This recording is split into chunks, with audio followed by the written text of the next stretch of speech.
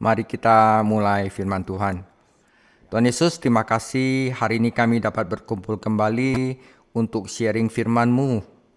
Tuhan Yesus, hari ini hamba akan mulai pelajaran baru.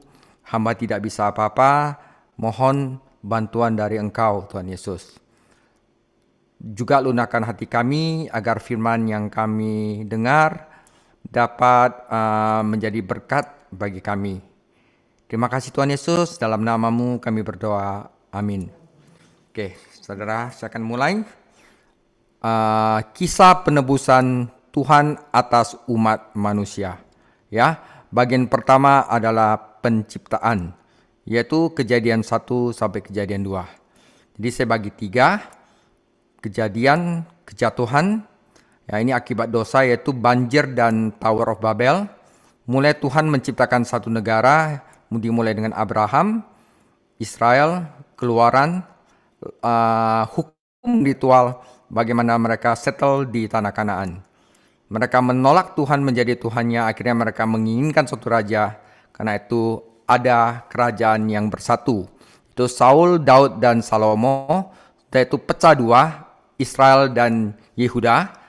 Ada nabi-nabi, karena mereka tidak taat, mereka dibuang dan dibiarkan kembali lagi untuk membangun Yerusalem. Ya, akhirnya 400 tahun Tuhan Yesus diam, dan setelah itu barusan ada juru selamat yang setia, yang murni, yang tidak ada cacat celah, yang dapat membebaskan manusia dari belenggu dosa. Jadi dia punya timeline gini, kita ada di 4000 sebelum Masehi, yaitu adalah penciptaan. Nanti Abraham dipanggil pada tahun 2000, Daud tahun 1000, waktu masa pembuangan ada di sekitar sini, dan setelah 400 tahun sebelum Masehi Tuhan diam, tidak berbicara sampai kelahiran juru selamat, yaitu tahun 5 setelah Masehi. Kira-kira dia punya timeline adalah seperti ini. Kita mulai dengan penciptaan, saudara. Di sini banyak rahasia yang akan saya buka. Jadi, tapi saya tidak akan banyak menulis semua firman-Nya. Jadi, kalau bisa Anda siap Alkitab di tangan saudara ya, saudara. Nah, saya mulai. Inilah awal dari bagian 1 dari kisah sejarah penebusan manusia di dalam Perjanjian Lama. Dan bagian pertama dari permulaan itu disebut primeval era, sejarah purba atau era purba, yaitu sebelum Abraham, ya. Jadi sebelum Abraham itu disebut era purba. Itulah yang akan dibahas dalam 11 pasal pertama kitab Kejadian. Di sini kita akan mendapatkan kisah Tuhan tentang permulaan dunia dan umat manusia yang jatuh ke dalam dosa. Ini adalah kisah yang dianggap otentik dan sangat penting oleh semua penulis Alkitab, serta Tuhan Yesus sendiri mengkonfirmasinya.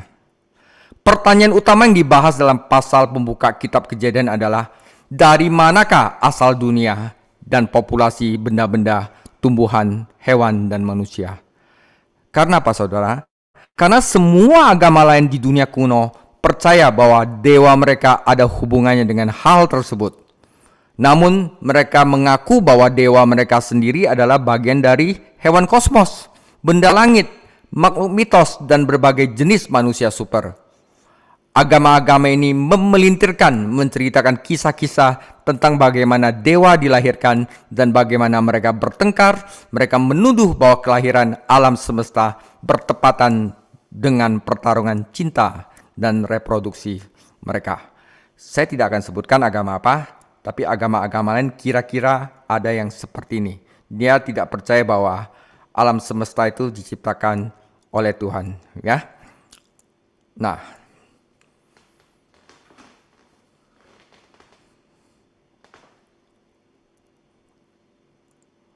Aisara Ching, ya.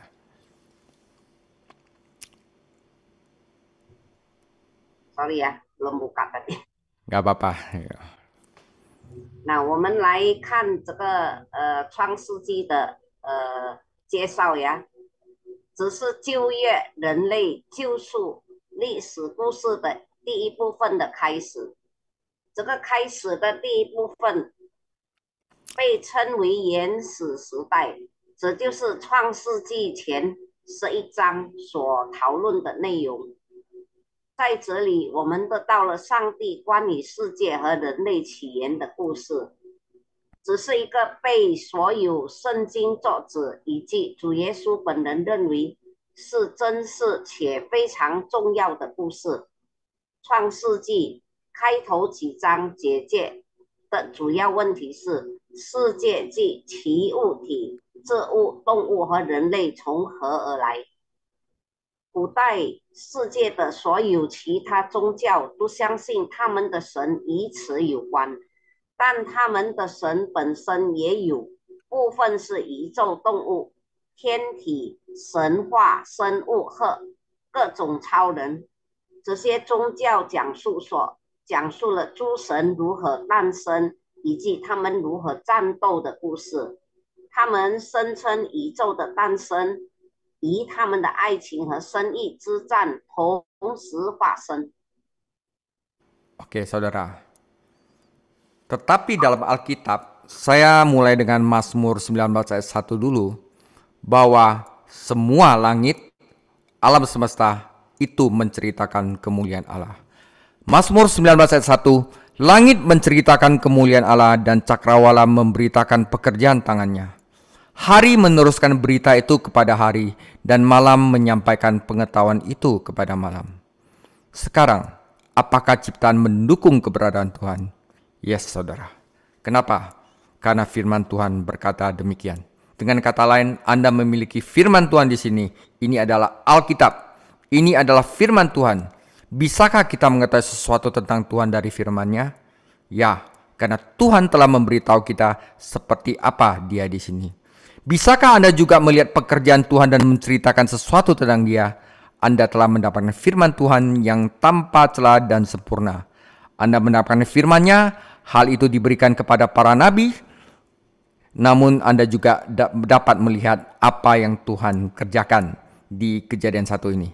Jadi pekerjaan Tuhan terlihat dalam ciptanya. Manusia tidak bisa berdalih. Jadi Anda dapat bisa belajar sesuatu tentang Tuhan dari ciptaan, karena langit menceritakan kemuliaan Allah. 我们来看这个圣经，就是从诗篇19篇第1节，诸天述说上帝的荣耀，穹苍传扬他的手段，此日到那日发出言语，此夜到那夜传出知识。那么创造物支持上帝的存在吗？换句话说，这里有神的话语，这是圣经，这是神的话。我们能从神的话中认识了一些关于神的事吗？是的，神已经告诉我们他在这里是什么样子，你也能看看神的做工。说说神的事吗？你已经接受了神的话语，毫无瑕疵且完美的，你得到了他的话语，他是赐给先知的，但你也得到了神的工作。所以上帝的工作是在创造中看到的，所以你们可以从创造中了解上帝。诸天宣扬上帝的荣耀。 Amin. Nah, saudara, mohon perhatiannya di slide berikutnya. Ini agak tricky ya. Saudara, jika kita lihat Kejadian 1 ayat 1 dan Kejadian ayat 2, itu sepertinya tidak nyambung, saudara. Soalnya Kejadian 1 ayat 1 dikatakan pada mulanya Allah menciptakan langit dan bumi. Tetapi kenapa di Kejadian 1 ayat 2 dikatakan bumi belum berbentuk dan kosong, padahal Allah udah menciptakan di Kejadian ayat 1. Ya, karena Kejadian 1 ayat 2 dikatakan bumi belum berbentuk dan kosong, gelap gulita menutupi samudra dan roh Allah melayang-layang di atas permukaan air. Banyak orang dahulu ya menafsirkan bahwa di antara Kejadian 1 ayat 1 dan Kejadian 1 ayat 2 ada satu gap, di mana di sana ada zaman dinosaurus, ada setan yang merajalela manusia belum ada, dan akhirnya bumi dilenyapkan, ada Big Bang bar habis gitu ya, dan Tuhan mulai bentuk lagi di Kejadian 1 ayat 2. Apakah itu yang benar? Oke, nanti saya akan jelaskan ya. Jadi beginilah cara teori gap berbunyi. Pada mulanya Allah menciptakan langit dan bumi. Setelah itu entah apa yang terjadi, bumi kemudian menjadi gelap dan hampa, tidak berbentuk dan kosong. Saudara, ketika Tuhan mula-mula menciptakan sesuatu, ada terang, namun kemudian menjadi kegelapan tak berbentuk dan kosong. Saudara, jadi ini yang disebut gap teori. Saya tidak membenarkan ini, saudara. Cuman ini ada teori yang diberikan kepada kita ya.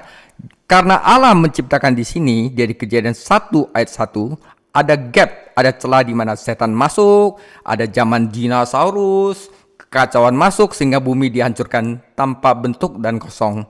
Dan kemudian di sini Allah mulai bekerja lagi. Dan dengan jadilah terang. Jadi ini ayat 2 di mana ada gap, saudara. Oke. 我们来看《创世纪》第1章第1节，还有一章2节，就是叉积理论。起初神创造天地，它的叉积就是好像有撒旦、恐龙时代毁灭地球，是不是这样子？地是空虚困顿，颜面黑暗，神的灵运行在水面上。叉积理论听起来是这样的：起初，上帝创造了天地，然后大地变得黑暗、虚空无形、空虚。当神起初创造某物时，有光，但后来就变成了黑暗、无形、空虚。所以这就是所谓的叉积理论。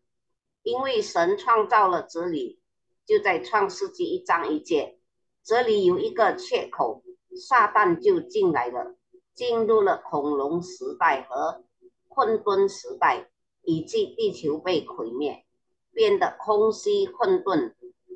创世纪1章2节，然后神在这里再次开始工作，就是在创世纪1章2节、1章3节，要有光，只是第2节哪里有一个闲聊。 Oke, saudara. Saudara, saya tidak percaya dengan gap teori ini. Nah, ada teori lain yang setelah ini, yang inilah menurut saya adalah yang benar. Saudara, sebenarnya kita lihat dulu apakah dinosaurus itu nyata. Oke? Saudara, ada satu dinosaurus yang terkenal namanya Brontosaurus.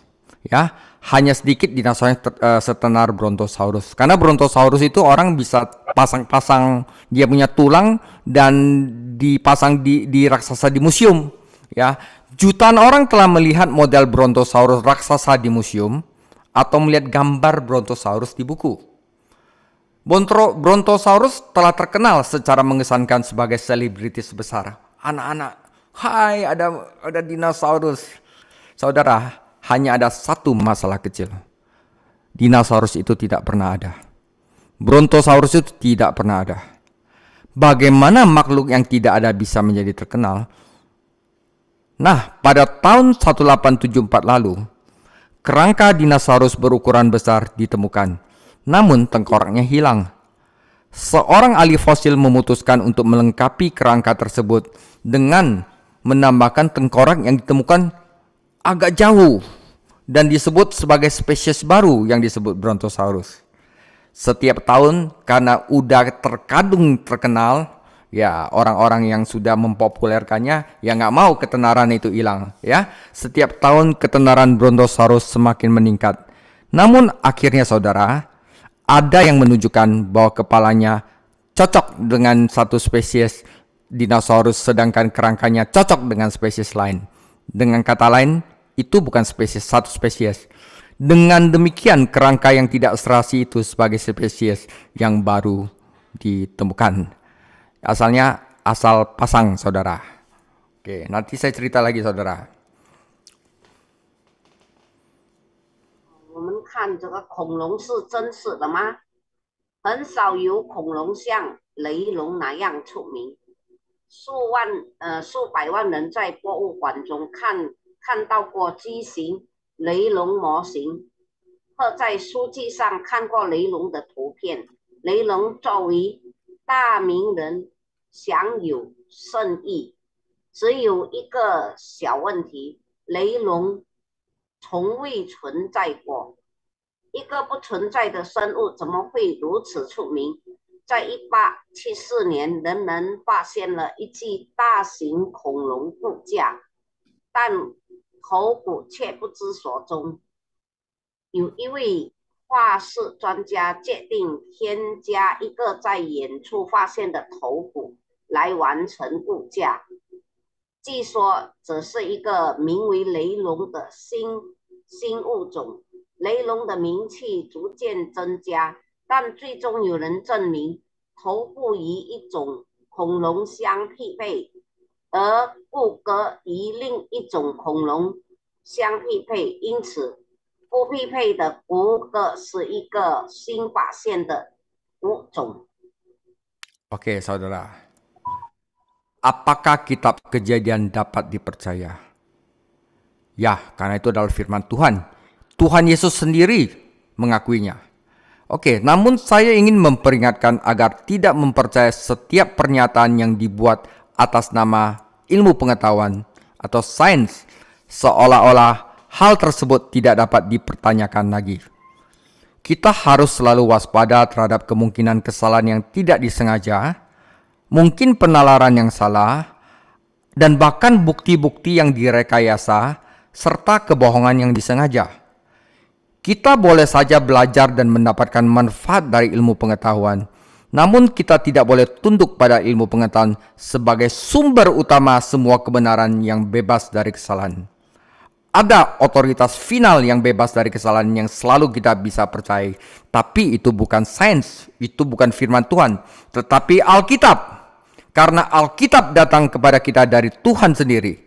Tuhan selalu mengatakan kebenaran dan tidak pernah berbohong. Jadi ketika Tuhan berbicara kepada kita melalui Alkitab, kita dapat mempercayai setiap kata-katanya mulai dari pasal pertama kitab Kejadian. Apakah Kejadian dapat dipercaya? Tentu saja, karena kata-kata dalam Kejadian adalah firman Tuhan. 我们看这个创世纪可靠吗？但我想警告，不要相信以科学的名义做出的每一个陈述，就好像它是毫无疑问的一样。我们必须时刻警惕可能出现的无心错误、错误推理，甚至捏造证据和蓄意谎言。我们可以从科学中学习并获得许多好处，但我们不能将科学视为所有没有错误的真理的主要来源。有一个我们永远可以信任的最终的无错误的权威，但这不是科学，它是科学。但圣经是上帝亲自赐给我们的，神总是说真话，从不说谎。因此，当神通过圣经对我们说话时，我们可以相信其中的每一个字。从创世纪第1章开始，创世纪值得信赖吗？当然，因为创世纪里的话是神的话。Amin, saudara. Nah, saudara, kalau gitu bagaimana menjelaskan gap teori itu? Oke, karena itu saya mempresentasikan kepada saudara independent clause theory. Ya, saudara, kita tidak bisa baca ini secara ini karena kita tidak tahu cara Musa menulis bagaimana.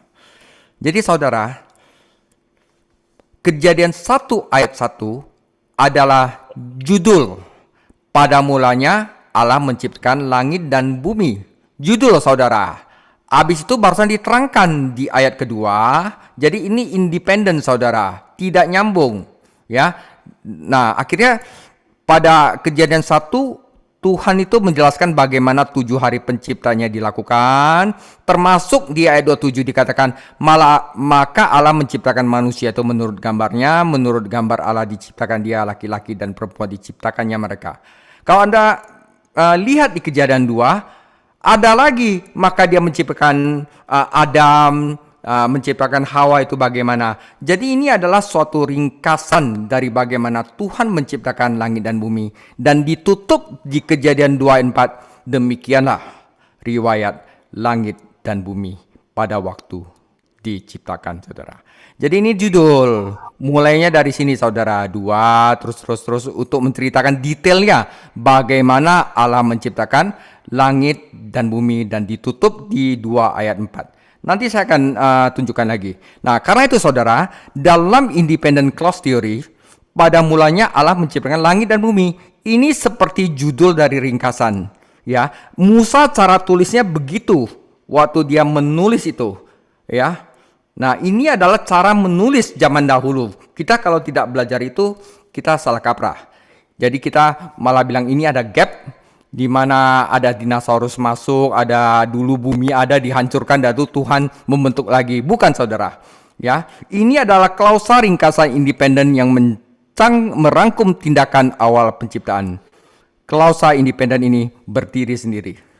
Nah, ayat kedua adalah klausa yang menceritakan bagaimana awal Tuhan mencipta. Awalnya seperti apa? Waktu Allah mulai mencipta, pertama-tama bumi tidak berbentuk dan kosong. 我们看这个独立子记理论，就是创世纪从第1章1到第2节。起初，神创造天地，地是空虚混沌，颜面黑暗。神的灵运行在水面上，神就照作自己的形象造人，乃是照作他的形象造男造女。创造天地的来历，在耶和华神创造天地的日子。在独立子记理论中，起初上帝创造了天地，它就像一个遮耀试题，是一个独立的摘要自己子记，总结了最初的创作行为。该独立条款是独立的。第2节是一个重记，讲述上帝最初是如何创造的，起初是什么样子，它是无形的、空虚的。Oke, jadi saudara tahu ya, ini judul, ini penutup, ini menceritakan 7 hari Allah menciptakan, ya. Nah, saudara. Nah, setelah itu Tuhan udah mulai fokus detail bagaimana menciptakan manusia. Jadi ketika Tuhan Allah menjadikan bumi dan langit, belum ada semak apapun di bumi, belum timbul tumbuh-tumbuhan apapun di padang, sebab Tuhan Allah belum menurunkan hujan ke bumi dan belum ada orang yang mengusahakan tanah itu. Tetapi ada kabut naik ke atas dari bumi dan membasahi seluruh permukaan bumi. Apa beda pasal 1 dari Kejadian dengan pasal 2? Saudara, seperti yang saya katakan tadi, dalam pasal 1, Tuhan bekerja untuk menciptakan seluruh alam semesta. Dengan langit, memisahkan air di atas dan di bawah. Ini tentang dunia, tentang alam semesta. Dalam pasal 2, fokus Tuhan mencipta itu adalah pada manusia.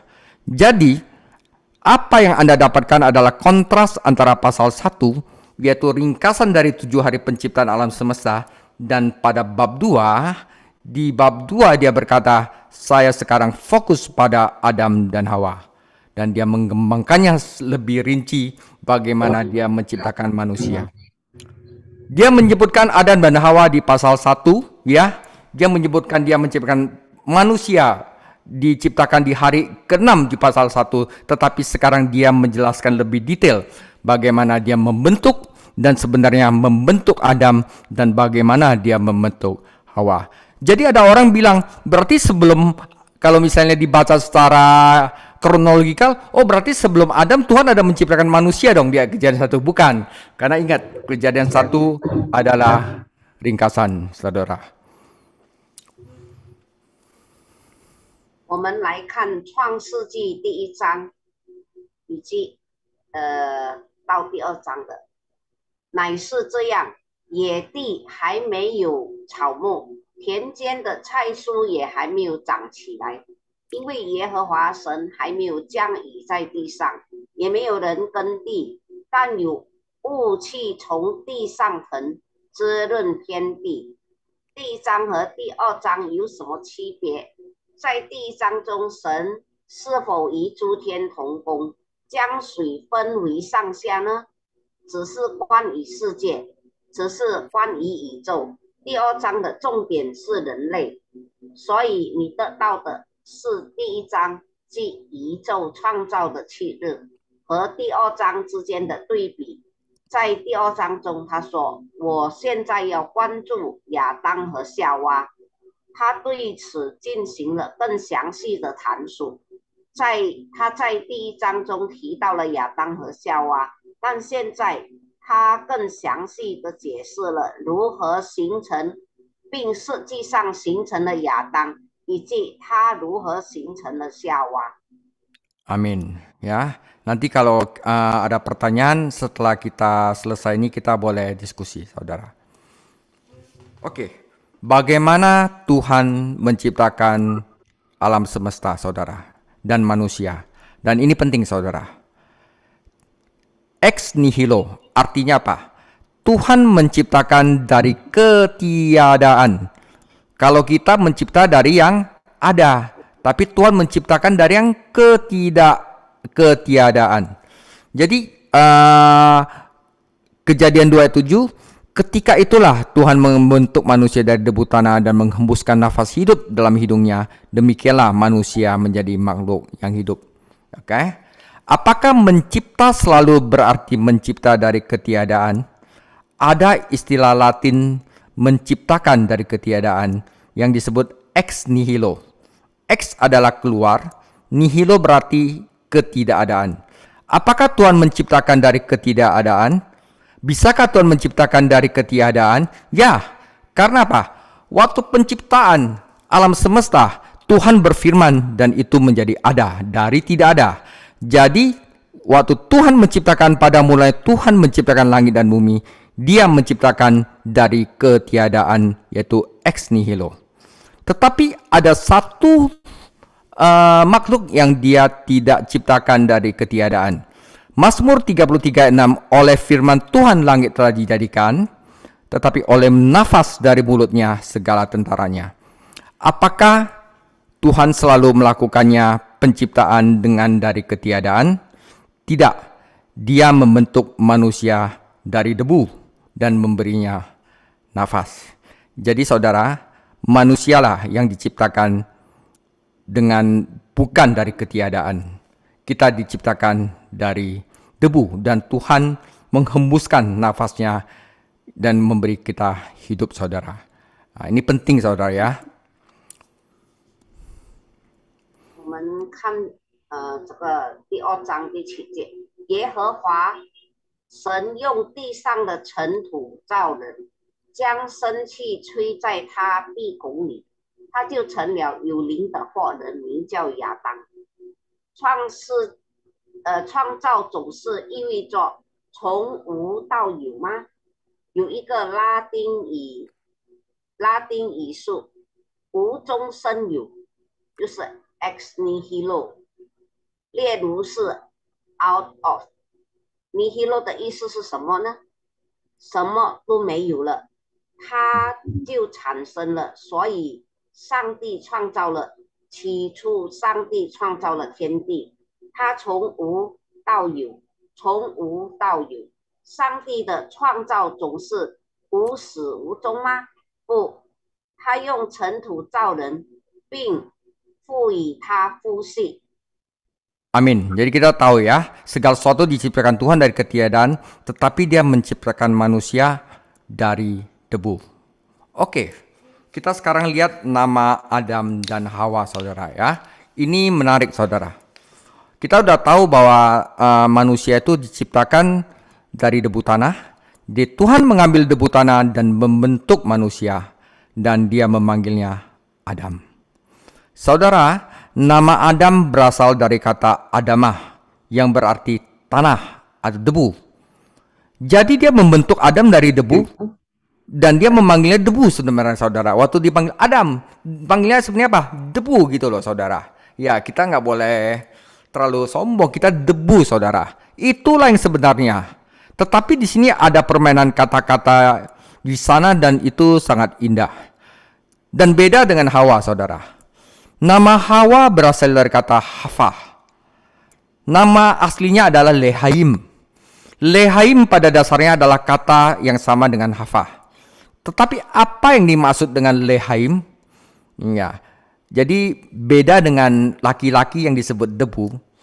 Nama Lehaim berarti ibu dari segala yang hidup. Wih, keren ya, saudara. Nah, nanti itu ceritanya itu ada di bagian kedua. Ini biarin dulu, saudara, simpen dulu ya. Adam adalah debu, tetapi Hawa adalah ibu dari semua yang hidup. Kenapa? Apakah wanita ini memberikan harapan kepadanya bahwa suatu hari nanti kepala ular itu akan diremukkan? Dari mana datangnya kehidupan? Kehidupan ini berasal dari wanita ini. Jadi dia menamainya yang hidup, Lehaim, ibu dari semua yang hidup, yaitu Hawa. Karena apa? Karena wanita ini akan membawa benih penebusan bagi seluruh umat manusia, dan dia memandangnya, saya debu, tetapi engkau adalah ibu dari segala yang hidup, dan berkata, engkaulah aku namai Hawa. Begitu, saudara. 我们看亚当和夏娃的名字，神取了地上的尘土，创造了人类，也称他为亚当。亚当这个名字来源于阿达玛，阿达玛这个词意思是土，尘土，所以他用尘土创造了亚当，并称他为尘土，这是事实。哪里有一个文字游戏，而且很美。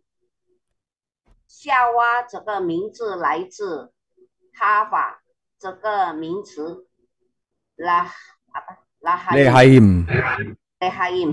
Lehaim 与哈法基本上是同一个词。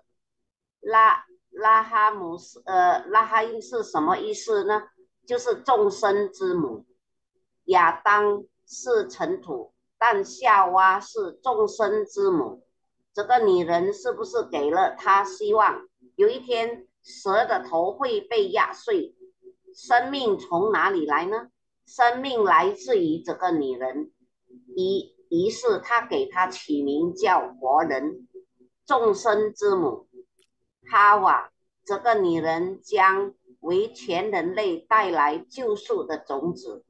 他说，哈瓦就是夏娃。 Amin, saudara ya. Oke, nanti kisahnya berlanjut, saudara. Jadi saya potong dulu di sini ya. Nah, saudara, kita telah melihat 7 hari penciptaan ya, saudara. Dan di ayat kedua, Tuhan secara rinci membentuk manusia dari debu. Dan di sini saya akan mengatakan bahwa Tuhan kita adalah Tuhan yang sangat tertib. Tuhan yang benar-benar rapi dan membuatnya semuanya terpesona. Tetapi kita harus bisa lihat itu di dalam firman Tuhan. Ya, saudara, jika ada Alkitab buka ya, biar kita sama-sama periksa. Pada hari pertama, Tuhan berkata, biarlah ada terang, maka terang itu ada. Saudara, pada hari yang paralel, yaitu 1, 4, 2, 5, dan 3, 6. Pada hari keempat dia membuat apa? Dia membuat para pembawa cahaya. Pertama dia membuat bejana, dan itu dia akan membuat isinya, yaitu cahaya. Yaitu apa? Matahari, bulan, dan bintang. Jadi pada hari pertama dia membuat terang, dan pada hari keempat dia membawa pembawa terang. Demikian juga pada hari kedua, ia memisahkan air di atas dan air di bawah. Sekarang apa yang dimaksud air di bawah? Lautan, saudara. Apa yang dimaksud dengan air di atas? awan. Jadi dia memisahkan air di atas awan, air di bawah lautan, dan pada hari paralel, pada hari kelima, dia membuat ikan dan burung. Di mana ikan-ikan ditinggal? Perairan di bawah. Di mana burung-burung tinggal? Perairan di atas. Saudara, pada hari ketiga, ia memisahkan antara air dan menjadi darat. Ia menjadikan lahan kering dan tumbuhan pada hari ke-6. Dan pada hari ke-6, ia menjadikan penghuni lahan kering itu. Siapa sajakah penghuni lahan kering? Manusia dan binatang darat. Maka Tuhan menjadikan manusia dan hewan darat, dia membuat makhluk darat pada hari yang ke-6. Benar-benar rapi Tuhan kita ya. Nah, 我们来看，上帝平行的计划，这个计划真的很巧妙，让所有的人都惊叹不已。第一天，神说要有光，于是就有了光。在平行的一天，第4天，他做了什么？光明使者太阳、月亮和星星。所以第一天他创造了光，第4天他创造了磁光子。第2天，他将上面的水和下面的水分开。那么下面的水是什么意思呢？那个就是海洋。上面的水是什么意思呢？就是云。于是他把上面的水和下面的水分开了。第5天，他造了鱼和鸟。鱼住在哪里呢？下面的水域。鸟儿住在哪里呢？上面的水域。第3天，他创造了旱地和植物。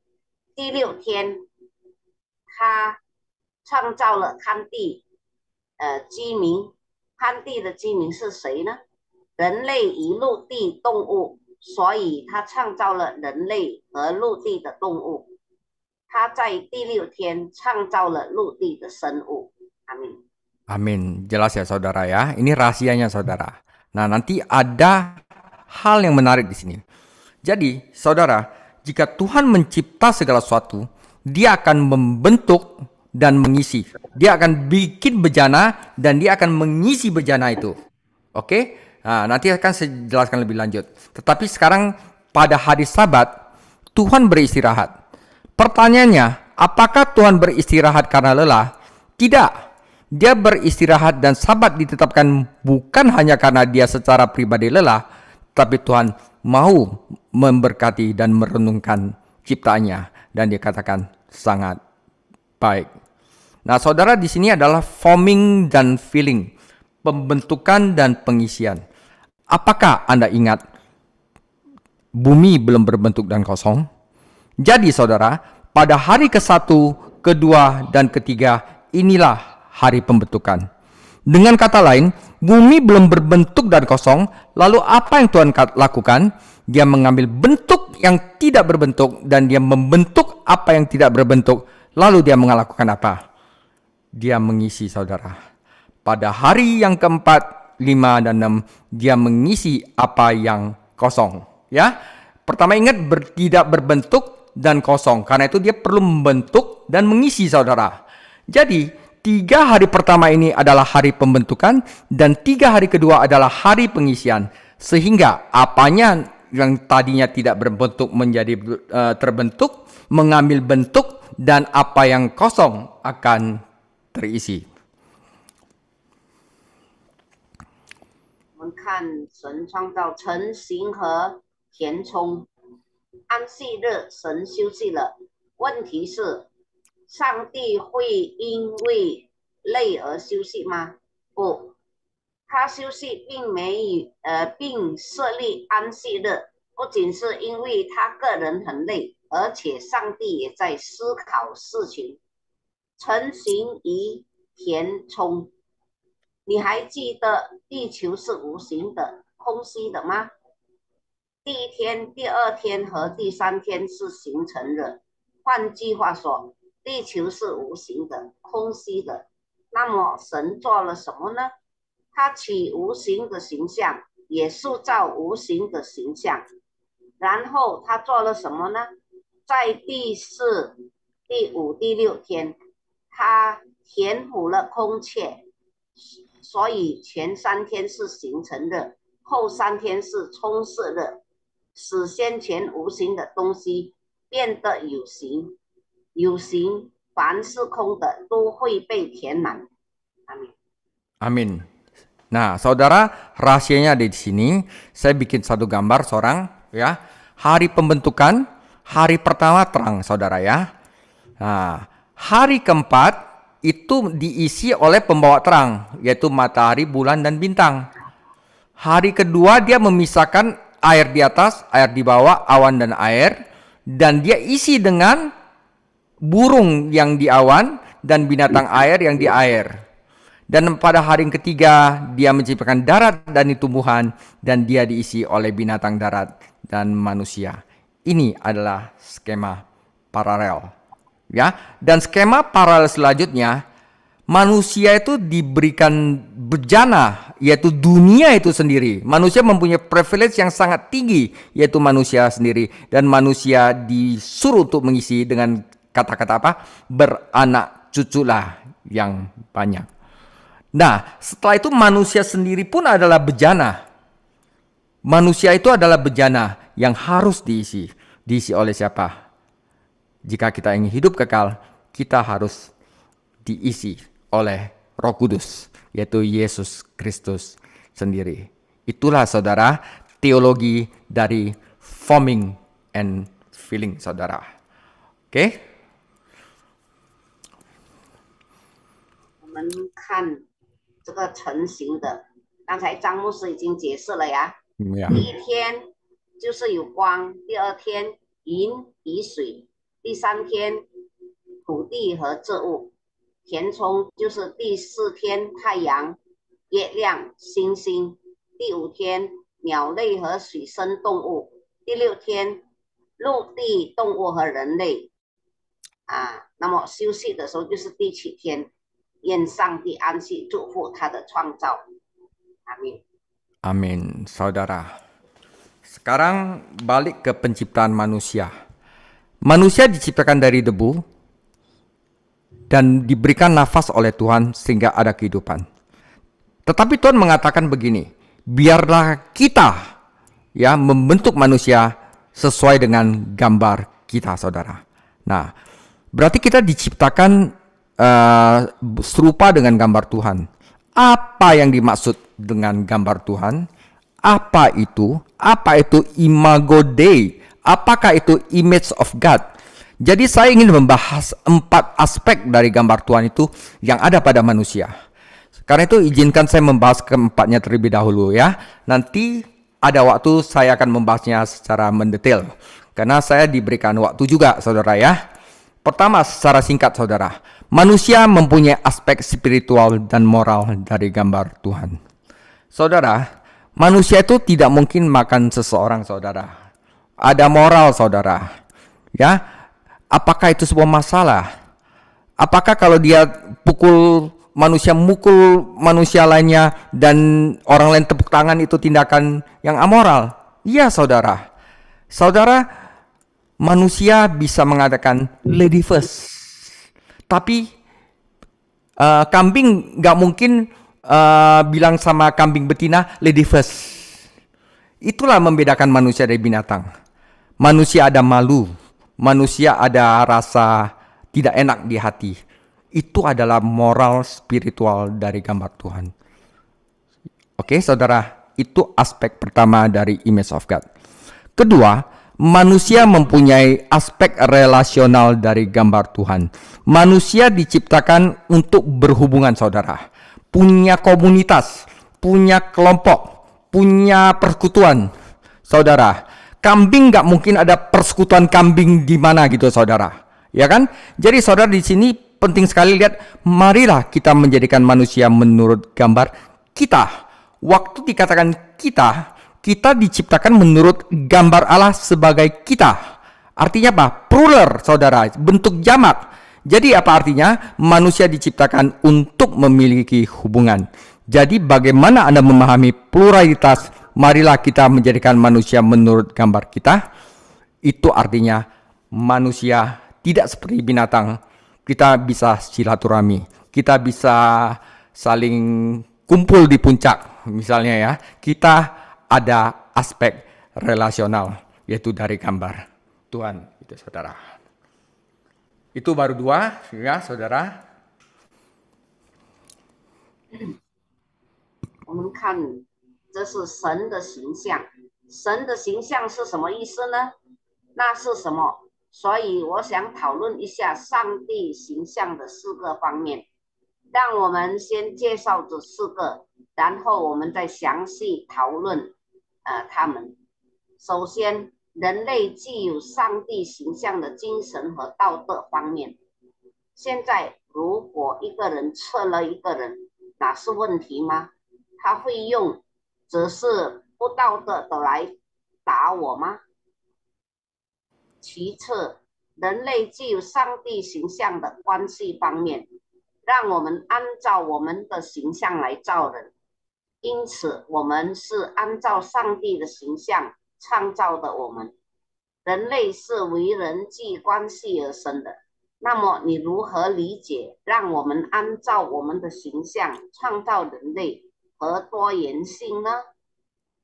Ya, jadi binatang nggak mungkin bersekutu untuk belajar firman saudara, karena mereka tidak mempunyai aspek relasional. Kita bisa begini karena kita diciptakan menurut gambar Tuhan saudara. Oke, mari kita lihat aspek yang ketiga saudara. Ketiga, manusia memiliki aspek penguasaan, kekuasaan pada gambar Tuhan. Sekarang mengenai pemerintahan, mari kita lihat ini. Gambar Allah sedang berkuasa. Manusia dikatakan berkuasalah untuk binatang-binatang laut, ikan-ikan, dan semua yang diciptakan Tuhan yang di darat. Manusia diciptakan menurut gambar Tuhan. Tuhan memberikan suatu aspek dominion, aspek kekuasaan ya. Jadi marilah kita menjadi manusia menurut gambar kita untuk memerintah. Dalam perjanjian lama, Allah adalah penguasa.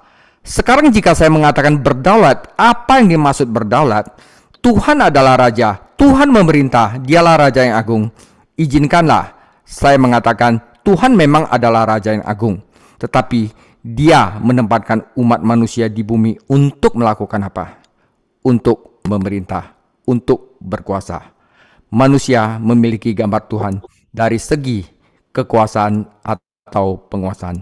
Saudara, kambing gak ada camat, gak ada lurah yang memimpin, gak ada gubernur, gak ada presiden, tetapi manusia ini adalah aspek dari gambar Tuhan.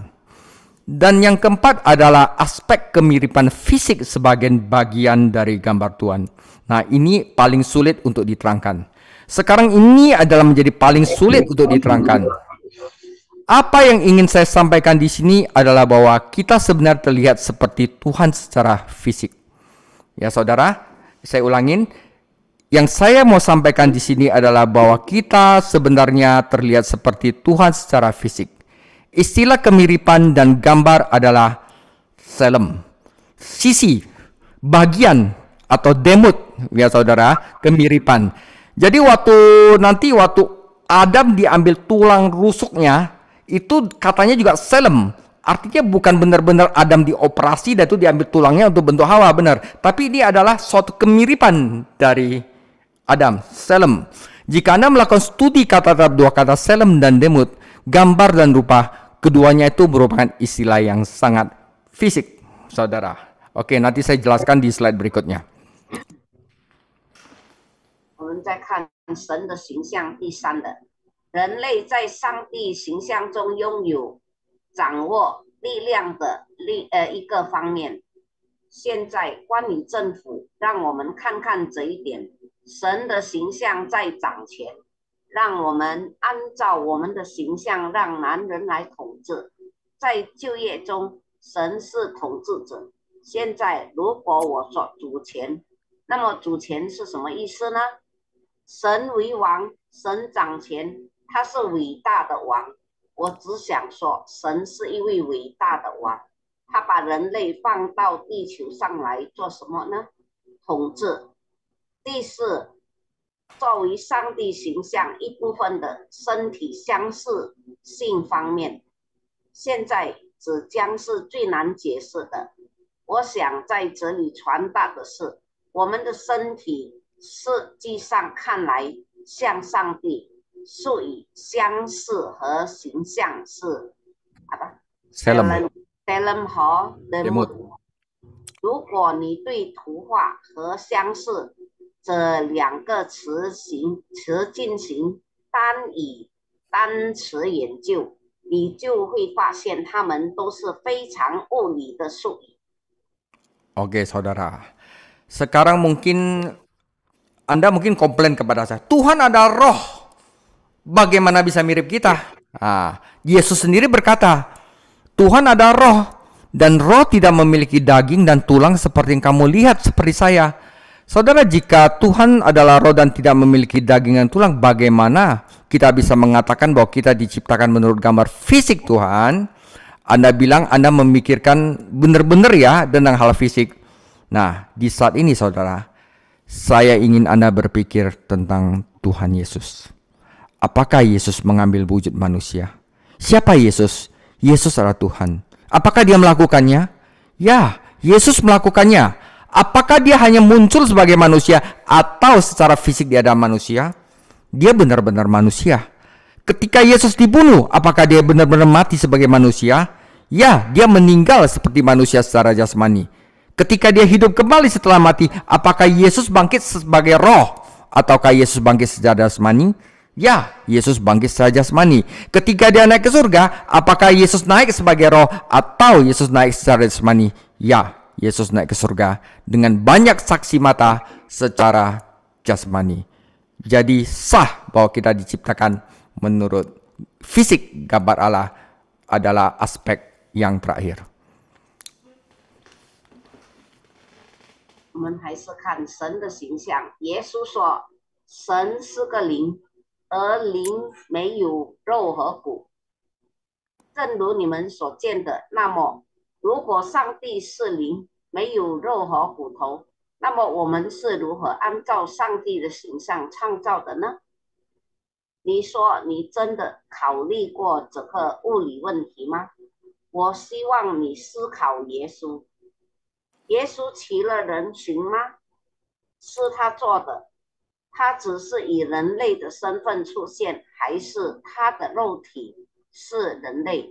他是人类，但当耶稣被杀时，他真的以人的身份死了吗？他像一个有血有肉的人一样死去。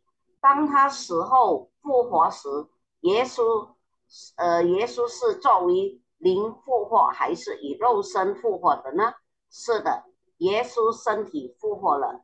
当耶稣升天时，耶稣是作为灵升天，还是以肉身升天？是的，耶稣和许多亲眼目睹的人一起升天了。阿明。Amin. Saudara, jadi jelas ya. Ini adalah inti dari penciptaan. Kita sudah banyak berbicara. Sekarang kesimpulan terakhir, penutup. Nah, yang penutup itu paling penting, saudara. Pernahkah Tuhan menyatakan alasannya menciptakan alam semesta dan melakukan segala sesuatu seperti yang dilakukannya? Apakah dia telah mengidentifikasi satu hal sebagai penyebab segala hal lainnya? Memang benar. Saudara, apakah alasan Tuhan menciptakan segala sesuatu? Dalam Alkitab, saudara, Tuhan berkata bahwa alasan segala sesuatu adalah kemuliaan Tuhan sendiri. Apa alasannya? Ada langit dan bintang. Mazmur 19 mengatakan langit menceritakan kemuliaan Allah. Apa penyebab terjadinya guntur, hujan, keledai, bangau, rumput, pepohonan, roti, anggur, sungai, gunung, singa dan manusia? Mazmur 104 menggambarkan semua hal itu dan berkata, semoga kemuliaan Tuhan bertahan untuk selama-lamanya. Semoga Tuhan bersuka cita atas pekerjaannya. Jadi saudara harus mengerti, alam semesta termasuk manusia diciptakan hanya untuk kemuliaan Tuhan. Oleh karena itu saudara, kita hidup pun harus untuk kemuliaan Tuhan. Karena itu dia memerintahkan umatnya, apapun yang kau lakukan, lakukanlah semuanya itu untuk kemuliaan Allah. Nah, nanti Tuhan Yesus akan berfirman bahwa dalam ciptaan baru, Tuhan akan menjadi penerangmu yang abadi, dan Allahmu akan menjadi kemuliaan-Mu. Yesaya 60 ayat 19. Demikian bagian dari pertama. Tuhan Yesus memberkati. Nah, Aunty Sarah silakan tutup. 我们来看这个经文的结束。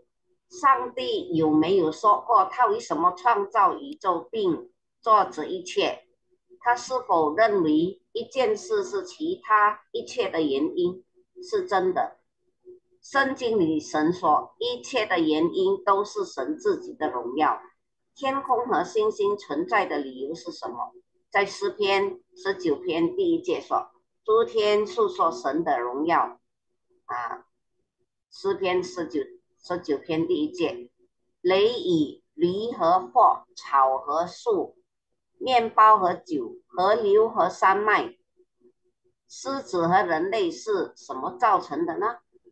在诗篇104篇描述了所有的这些事情，然后说：愿耶和华的荣耀永远长存，愿耶和华的荣耀永远长存，愿耶和华因他所造的而喜乐。在104篇诗篇31节，他命令他的子民，无论做什么，都要为荣耀上帝而做。在哥林多前书4章31节，神说，在新的创造中，耶和华要做你永远的光，你的神要做你永远要做你的荣耀。以赛亚书64章19节。Oke. Amin. Kita telah selesai bagian pertama. Puji Tuhan, syukur. Bagian pertama. Nanti kita 2 minggu lagi kita masuk bagian kedua adalah kejatuhan manusia. Tuhan Yesus memberkati.